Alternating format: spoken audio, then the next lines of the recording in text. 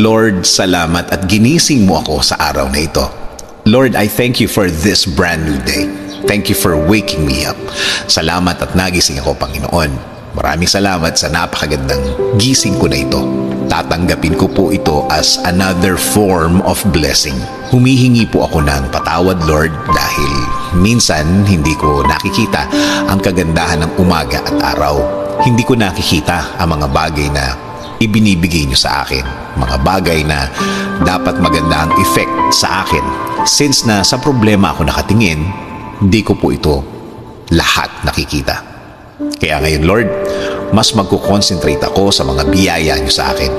Mas ibubukas ko ang aking mga mata, ang aking puso, ang aking isip.